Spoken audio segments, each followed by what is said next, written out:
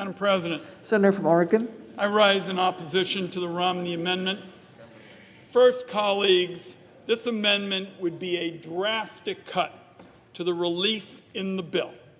And specifically, it would limit the number of firefighters, municipal workers, and teachers who would actually get their jobs back in the coming weeks and months.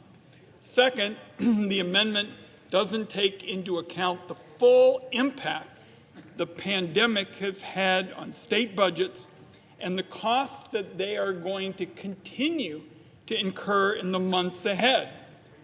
Our view is this is just the wrong time to start in hacking away at state and local funding because the job losses are stacking up, and as we have heard again and again from independent economists, those losses are going to continue if the Senate doesn't go big as this bill does.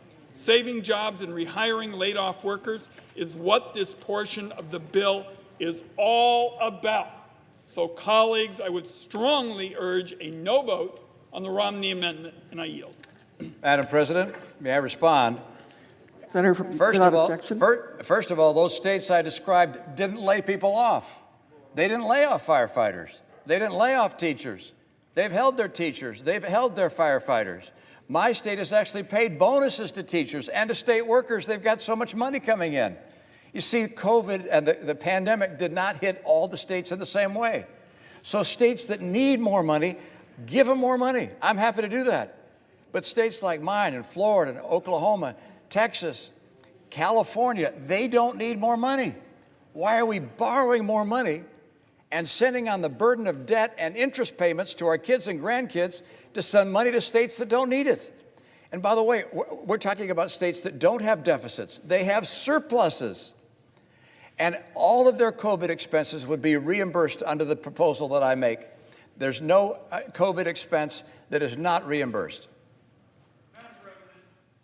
Senator from Oregon. Could I have 30 seconds to briefly respond? Without objection. First of all, we can't even really determine the formula that is used under the Romney amendment. It's clear to us there are going to be costs to states as a result of this legislation. Colleagues, the reality is the pandemic is a public health nightmare, and this provision is designed to specifically address the challenge of making sure that firefighters, municipal workers, and others who are responding day in and day out at risk to themselves are going to be able to get their jobs back in the coming weeks and months.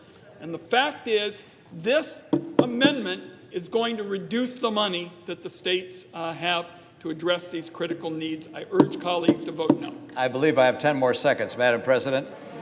The senator does not have 10 more seconds.